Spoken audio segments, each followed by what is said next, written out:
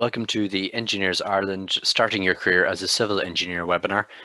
Just to speak briefly before we begin, my name is Michael Gallagher. I'm from the Engineers Ireland membership team. Just a reminder to log this event as CPD. If you are watching this recording, you can still claim an hour CPD if you watch this and the other two speakers who are coming up. If you're still a student member, a reminder that the CPD option won't be available to you until you become a full member, and you can do that just by logging into your dashboard and clicking on that option.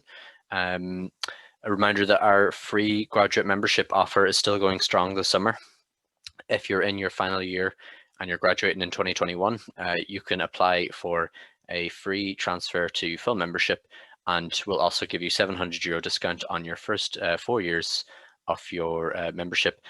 We're doing this because we're invested in your long-term professional development, and the email address there is if you want to get in contact with us about this offer. And again, if there's any questions about today's talk, there's a link in the description below where you can ask questions about it, and you can engage with the various speakers. So without further ado, I'm going to hand you over to our speaker. Thanks very much for tuning in.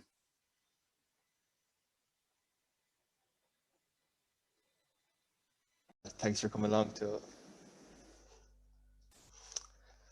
Hi everyone, thanks for coming along to our talk on starting a career as a civil engineer. My name is Gregory Allard and I've been involved with Engineers Ireland over the past 2 years. I initially got involved with the Young Engineers Society, Thomond region, as a CPD coordinator, and since then I have been chairperson for the past year. And I thought it'd be good to come online and just kind of give you a bit of my thoughts on starting a career in civil engineering, especially since I kind of one of the unfortunate people who had to try and start a career last March, April, May, right in the midst of a pandemic. Just going to kind of talk through some of my experience I've had in site, and I've also been lucky enough to have some experience in an office over the last 8 months with Clandon Civil. You can see all those logos there. And it's been great to have that kind of the two sides of that experience, and I suppose we'll start talking and you'll learn more as you go. So the first thing I want to touch on before I start talking through my experience is kind of these 10 top skills that are really important for every role, but for especially engineering. So it's important to be able to clearly communicate with your management, with your line managers, with other people in the team. All this kind of leads back into teamwork in a minute, but often with construction projects, it's multiple teams that are taking part. So you have a design team, you have your client, you have your contractor, and everyone's trying to do different things at different times. And it's important just to kind of keep clear channels of communication. Any problems you find, you get communicated back to the design team, or any changes, make sure you get on site and make sure you get there on time, and all leads in. Self-motivation is an important one. So if you play sport, you know in the evenings it can get quite tricky to go out in the rain and bits and pieces, but it's good when you kind of come into work, kind of maybe have a set routine of, if you work from home, get up at 7:30, 9 o'clock, have your breakfast and then start work, or if you drive into the office, just to kind of keep that motivation going for as long as you can, especially when the evenings get dark in the winter. It can be quite tricky to be motivated, but it's kind of a key skill to have when it comes to leadership and responsibility. So that's kind of taking on board your work, working through it, and maybe again you're communicating with other members of your team. Maybe they have problems that they run into and you have problems you run into, so you kind of work over and back. Or maybe you're quite good at a certain piece of software that you can teach other members in your team how to use. So that's quite an important thing, and that shows good leadership, especially in early careers. If you can kind of teach one or two tricks to some other members of your team, it shows that you're interested and that you're handy to have around. So that kind of covers teamwork as well in those points, and kind of the next few points as well cover teamwork. Problem solving and decisiveness is another key element of engineering. So when you come across a problem, instead of just taking the problem and be like, oh, I don't know what to do, and kind of shying away from it, just take a few minutes just to think about your problem. So when you get given a new task, it's all new, and I found, especially at the very beginning, that everything I went to do was new. So I had to go and spend an awful lot of time thinking about what I was doing, like looking up YouTube videos, going online, Googling information, reading standards, and like it took a bit of time for me to get started and get used to like where to look for this information. But if you can kind of get stuck into that kind of process early on, where you've run into a problem and you go and you kind of propose 2 or 3 solutions to your management or to your team, it's quite good. And sometimes your ideas, they wouldn't even think of your ideas because they're so used to solving a problem in one way, and that you might have a unique perspective, especially coming out of college, and you've probably more access to the internet than they've ever had before, which is a great advantage again. The next thing then is to be able to work under time management, to kind of communicate clearly how your workload is. If you're too busy, let them know. If you haven't got enough work and you want more work, let them know again. And finally, when things do go wrong as well in engineering, it's good to be able to talk to people, to work through problems, to be able to negotiate and to have conflict resolution. So, if you made a mistake, just to come forward to your boss and be like, look, I didn't understand this at the time, and now I do. And maybe there's something that's gone wrong, that's either a big deal or a small deal, but it's better to come out and kind of look at the conflict and try and work through it rather than let it all build up over time. I skip over flexibility, because I think flexibility is kind of a key skill, especially in early career. You should be trying to get your hands dirty with as much different kinds of work as you can. Like for me, like when I was in college, I was like, I always want to be a design engineer, and then my college placement was in site, and I was like, no, I never want to go back into the office. That'd be boring. I want to be on site all my life. And then I finished college, went back on site, and I was working these long hours, and there was high stress and high pressure. And I was like, okay, I have a chance here because of the pandemic and construction slowing down, and through some of my networking as well. I was like, I might give the office a go. So that kind of led me back into the office, and now I'm like, gee, I don't know if I'll ever go back to site. And again, with flexibility, I came into the office with kind of in my head, I've been designing bridges, designing big massive structures, certain types of structures, and I've actually ended up doing very little structural work so far, but there's some work coming eventually. But I've been doing an awful lot of drainage and other things, and it's just important to be open, because if I said no, I only want to do structures, I would have had nothing to do all through the winter. I would have been bored, or worse again, I would have been out of the job. So yeah, I kind of touched on networking in your other career, and I can hear you all groaning through the screen because you've all heard it a million times. But there's a good example of how to brand yourself early in career on the Engineers Ireland YouTube channel. So I just have a screenshot of it here. But networking is extremely important. It's really important because the more people you talk to, the more perspectives you get. So this is quite a good comic here where they're looking at the number 6 in the ground, and or number 9, whatever you call them first, and they're kind of arguing over and back. But it's good because all these different approaches and perspectives allow you to get a better project in the end. Every bit of information fills in the puzzle. You start off at one piece of the puzzle, and then you find out some more information. You go back, you ask questions with the first piece, and then someone else joins the party, and then they ask more questions again. And it's just through chatting to everyone and working through all these problems and seeing what's going on and all these different perspectives that you can actually solve these problems. So I just have a list of some people that you could talk to. Maybe if you're working on site or in an office, if you're going for a site visit, chat to designers, the engineers, surveyors, piloters, just for example. And they all have their own perspective and their own experience. Like lots of these people, especially on the ground, have been working 30, 40 years in their role, and they're all very experienced, and they'll be perfectly happy to answer any of your questions and help you along, and make sure you're steered right, or maybe sometimes they might steer you wrong. But if you chat to enough of them, they all can steer you in the wrong direction at the same time. Again, networking is quite good, especially with your university. Keep chatting to your friends. They might have work that comes up, or you might be able to help them out, might be able to help you out, especially stuff like AutoCAD, or there's some other software for modeling drainage called micro drainage, or for example, that you might be struggling with. Maybe some of your colleagues from school will be able to give you a hand with that. So it's good to keep connections back to the university as well. And another important thought when it comes to university is to try and represent them well. So if you're out in your student placement, or you're after getting a graduate role, if you can kind of show a bit of interest, show that you've gained good knowledge in your school, it just helps the next person who comes along and applies to that company again. Like you might have first years in UL, for example, for me, who might be trying to apply to the company I'm in now.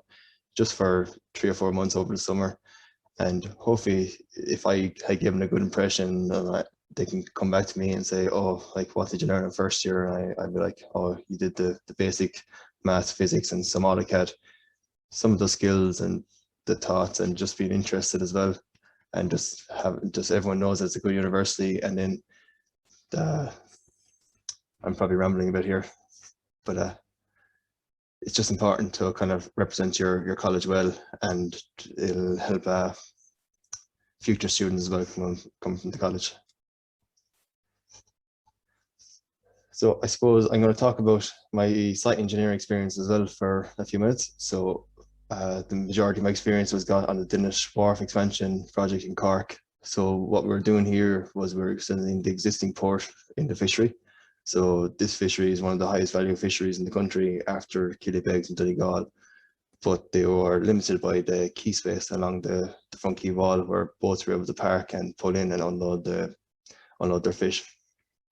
So if I look at the picture that was in the right there, you can see over here on the right side of the screen, if I just turn my laser pointer on, this area here is all reclaimed land. And in here where I'm circling, this is all dredged material.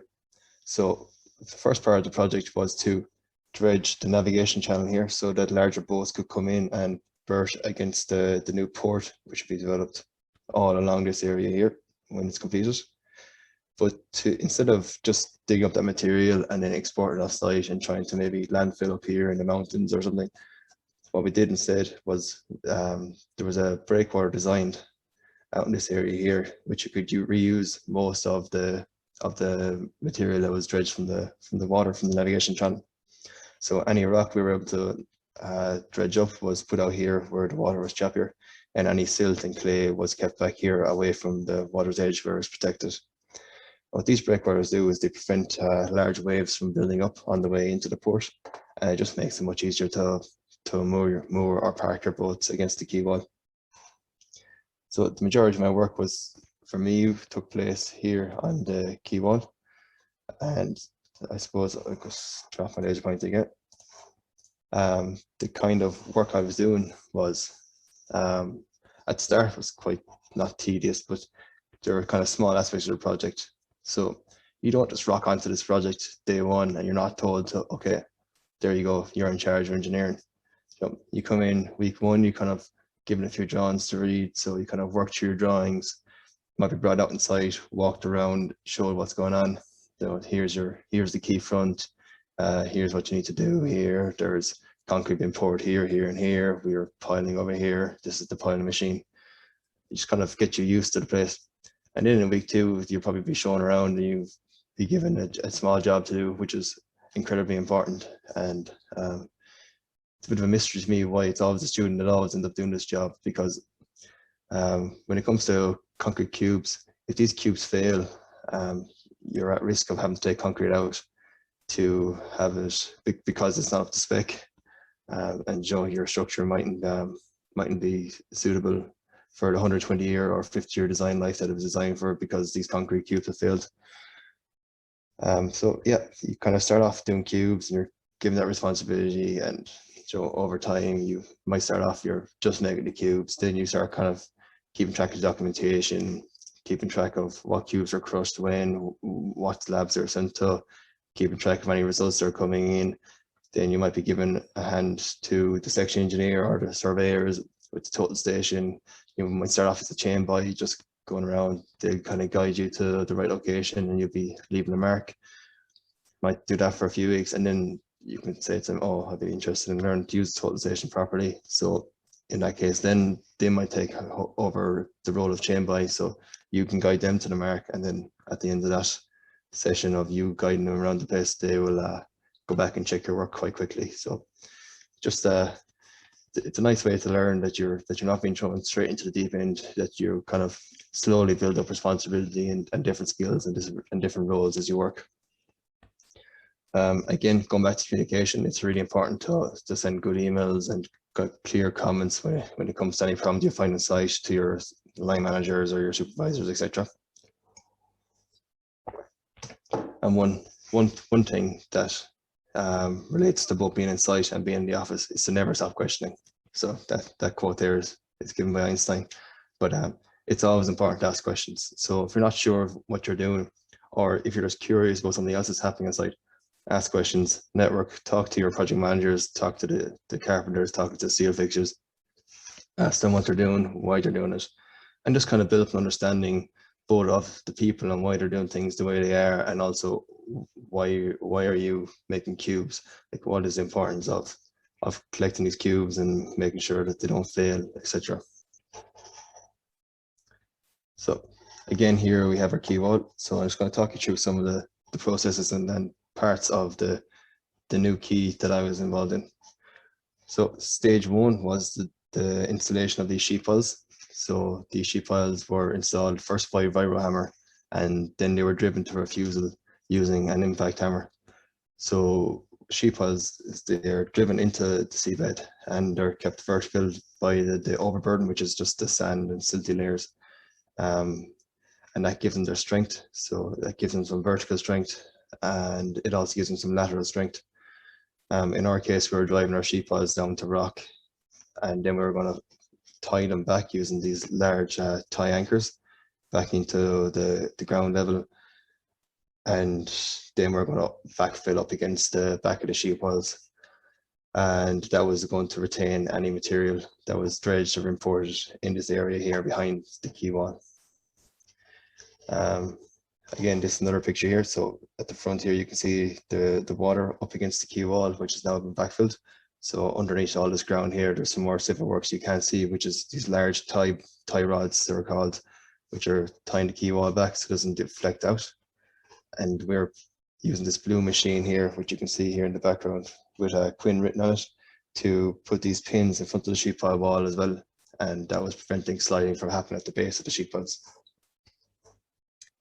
So the reason we were using these sheet piles was to retain materials. So we weren't overusing material. We could make a saving in that respect.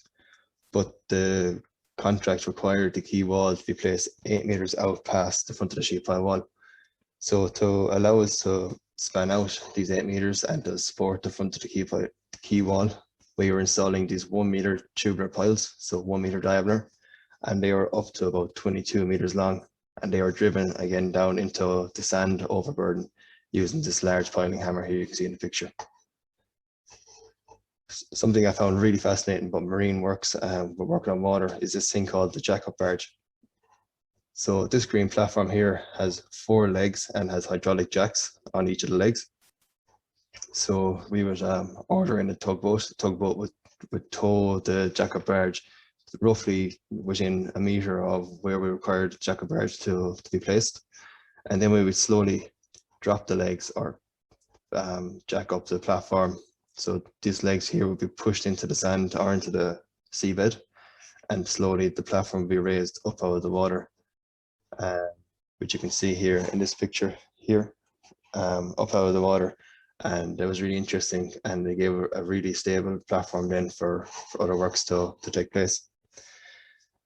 Again, for the same reason why the sheet pile wall needed pins put in the front, these large tubular piles needed pins placed in the center because the rock level was very high, and the critical part of these tubular piles was the fact that they could slip when the boats moored up against them, because there's large lateral pressures from these large fishing boats. And again, I just love the pile at this stage. Another picture here of another 20 meter pile, which we were placing again. So we had 2 solutions. One was a installation of pile from the sea off the jack-up barge, and the second solution was we filled the land out into the water, and then we drilled down through the overburden or the filled ground, and we placed the tubular piles in place, which you can see here in this picture. So the southern section here, or where this yellow machine is where we filled out and we're placing the piles, whereas the northern section up here to the left of the picture is where we place the tubular piles out on our own and then drill down through them while they're in place. So it was a really interesting project, and I learned a lot. But something that we didn't really do in site that I wish I had done was read up on the standards. So there's loads of Eurocodes and TIA standards, and there's also loads of events and classrooms that are given on Engineers Ireland, and they kind of talk through the theory and how you design and why you design your piles or why you design your artworks in such a way as you do to ensure that they're safe for future generations. Stuff like durability, especially with steel being placed in salt water, we had to put this thing called anode protection, which reduced the acidity of the water against the sheet pile wall and prevent them from deteriorating quicker than they would have if there was no protection given in that place. But generally what happens on site is you're trained how to use a total station, you're given the drawings, you're told, here's the drawings, here's the total station, go out and explain to the lads on the ground what they're doing. This is how it needs to look when it's finished because this is what's on the drawings that designers have done. But you should take a bit of time for yourself to go and read up and learn even something as simple as spacing of road gullies. That there's a whole 5 or 6 pages there explaining why they're placed the way they are, and it's just really interesting just to understand why you're doing things as opposed to just doing them for the sake of doing them.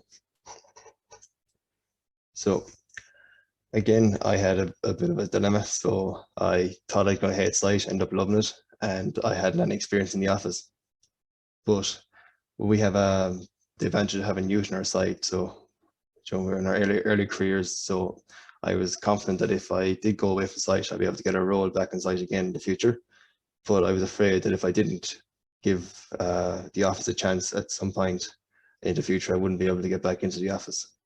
So I kind of, in my head, as they were weighing up the pros and cons, I was happy on site, I was comfortable, I was going to get paid probably a bit more than I would in the office. I was going to have the option of having a company car. I would have been outdoors in the summers, but also the other side is outdoors in the winters, which is quite wet. And I knew what my role would be like. I knew what kind of hours I'd be working, but I wasn't sure about where I'd be working, and I wasn't sure if the site to stay open with lockdown, etc. with COVID-19 that was going on. I try and apply to a few different consultancies, and I was successful in joining Clandillon Civil Consulting back last August. I was really drawn to Clandillon because they were doing an awful lot of work on the large highway schemes in the country. And one such scheme is the Dunkettle interchange in Cork, where we're doing all the highway elements of the project. So when it comes to highway, if we go back up a slide, actually, one of my big fears was, would I be bored? The reason I was kind of afraid of will I be bored was I didn't really understand what was actually involved in the design of a highway. With lots of aspects, you have the curvature of the road, like how bendy the road can be, how flat the road needs to be. You have environmental constraints, you have fencing, you have the intelligent transport system. So you have when you're driving on the motorway, you see those big signs with the orange LED lights that flash up different messages. You have cameras, you have speed cameras, you have the pavement type, you have the thermocadam, you have vehicle restraint. How would you protect road users from each other and from themselves? And I was actually, once I joined Clandillon Civil, I was really, really surprised by how many different projects and how many different aspects of projects they were actually working on. And I haven't been bored yet. So when you're on site, it's great because everything's physical. It's like playing with toys. You get to touch everything, feel everything, smell everything. But when you get into the office, then it becomes more about your imagination. So you feel a bit like Tony Stark with these holograms. You're kind of trying to think through the process, think through what's happening, do some sketches, build some models. Always trying to guess how it's going to be constructed, how it's going to look when it gets to the site in the end. And it's just a different way to approach problems. Another great thing about site too is you get to go out and you get to go and visit these sites. So unfortunately, it's a bit tricky to show pictures of stuff we're actually working on because they're still in progress. It's much easier when things are actually constructed. So I've taken actually the only picture I've shown here from my experience is we went to look at these bridges. So these are the old Bordemona bog turf railway bridges in Offaly. And what we're looking to do here is we're looking to run a new greenway. So looking to lift up the railway tracks that are existing and relay some of the some of the railway tracks with tarmac Adam and run a greenway along the banks of the Shannon and through some of the bogs, which are going to be restored back to wetlands at some point in the near future. It's the kind of project that I didn't think I'd ever be working on. I never really gave it much thought that you would need engineers even to get involved in the greenway design. I thought it was mostly local county councils who just went out and went, this looks nice, this looks safe, we'll put a greenway here, and hopefully people will come and use it. But again, there's so many environmental constraints, alignment, you can't have the road being too steep, and you have to think about how the greenway interfaces with the main road as well. So you have things like chicanes and pedestrian barriers near the edge of the roads, you have to put signs up, and maybe you might have to modify a road junction to make sure that it's all safe and usable as well. The great thing in site is how much CPD you get. So you're always talking to your peers, you're always getting mentoring, you can ring up your manager and they'll talk you through a problem, and you get to try and you get to fail, and it's not costing the client money straight away. That if you try and go down a route of discovering and learning, that it's not going to get constructed like when you're on site. You're like, okay, let's try this method of setting out, and if it doesn't work, you're kind of like, oh well, that has to be dug back out again. It's going to cost X, Y, Z amount of money. Whereas in site, you're kind of working with AutoCAD, or you're working with 3D surfaces, you work with drawings, you're working with calculations, and once you make sure you ask the right questions and just a bit of trial and error, you can kind of get towards a result that works, but something you're confident with, and it's not costing anyone directly any money. It's not permanent at that stage. When it comes to being in the office as well, I think it's really important to use Google to your advantage. So I'd always Google if you're going to use curbs or you're going to do something like vehicle restraint systems in the bottom right corner. Google, go on YouTube, see how it's constructed, see what they look like. Even go drive home and even have a look in the motorway, have a look at bridges. Just look around you and look at other examples or in the real world of how things are done. There's also plenty of really good standards from TIA when it comes to highway design, the full TIA publications.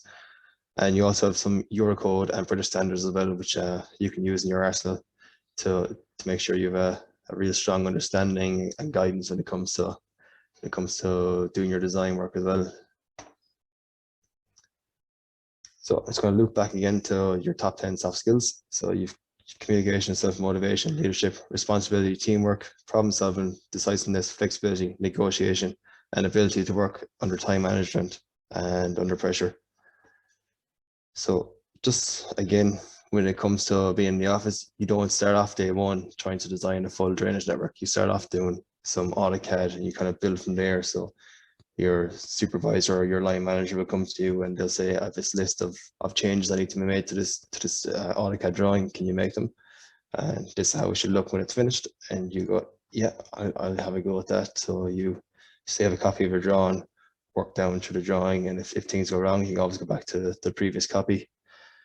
And then over time, when you start getting better, obviously you make a few mistakes at the start, and you fix those mistakes, you learn from those mistakes, and then over time you get better and you get better, and then people get busy and they're like, oh, what's Greg doing? Call Greg in here and see if he's busy. And Greg, can you look at this for me?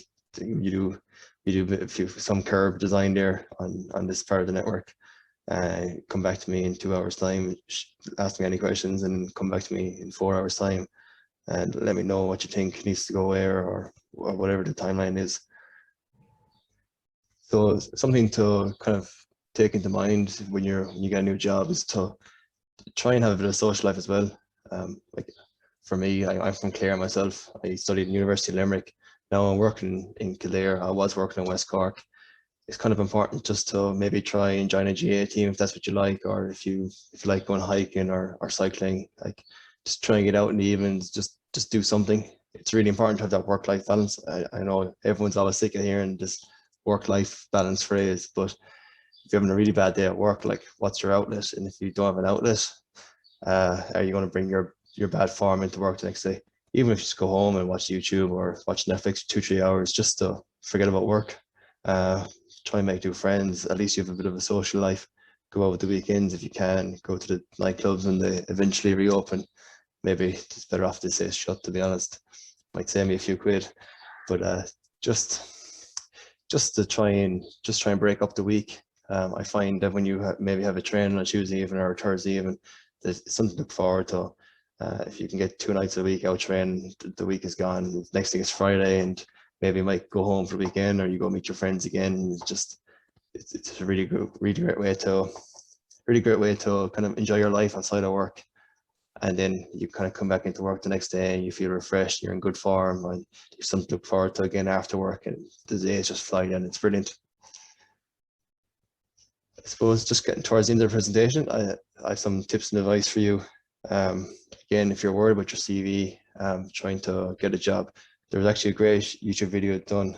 I suppose it's a bit of a self-praise, but as part of this home and YES, we were able to get involved with Morgan McKinley and the UL Career Service, and that video should be saved in the same playlist as this video is. So if you have a quick look around Engineers Ireland or type in the title you see on the screen, you'll be able to go through that. I found it great. Like I'd CVs done that were that if I had this advice previously, I wonder where I'd be now. But I won't think about that. Again, something I said earlier on was to try and go out and drive in the evenings and look around, or even again, you can use Google Maps. So this picture here is of a roundabout that's very near to where I work. And something I was looking at before was curb drains, and it was kind of 2 levels up the ladder. So I had my line manager, and then their line manager has suggested we use curb drains. My line manager hadn't a clue what they're on about, and obviously then I had no idea. Kind of had a bit flick through Google. It was 4:30, 5 o'clock in the evening. Drove home and go indicate left into the round, looked right into the roundabout. I went, oh, there's some curb drains. So it was just great to be able to see those in the real world, and it actually really opened my eyes to when you're, especially when you're doing kind of highway design, to when you're driving the motorway on the way home at the weekends, just have a quick look around, quick nose around, see things in the flesh, and see how they're actually going to look when you're finished designing them. They're not just squiggly lines on a AutoCAD drawing that's on your computer screen that you're sick of looking at. And again, YouTube is an invaluable tool. Every time I see something new, if I have 5 minutes, just throw the headphones on, go onto YouTube, type in whatever I'm talking about, curb drains. It could be piling, like how does piling work? What is under reaming? And there's hundreds and thousands of videos on YouTube, and at least 10 of them be useful for what you need to look at. So I just find that's a really good approach to learning, just to be extremely visual. Especially when you're stuck in the office, sometimes you kind of feel like you need to get out inside to see what's going on. If you go into YouTube, you'll find those videos there.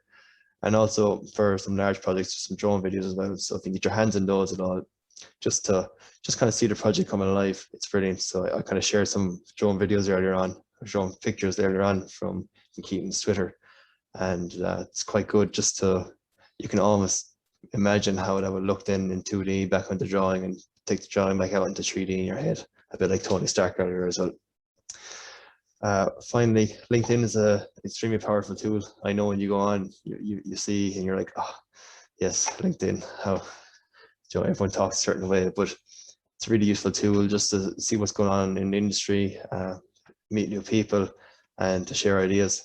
And if anyone's looking to connect with me after this presentation, my LinkedIn here, my little picture, I would share the link, but it's probably a bit hard to get off YouTube, but you can see my face anyways.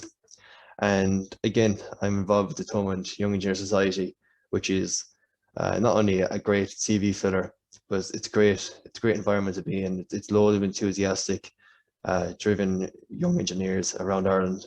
So the region I'm part of is the Thomond region, which is Limerick, Cork, and Tipperary.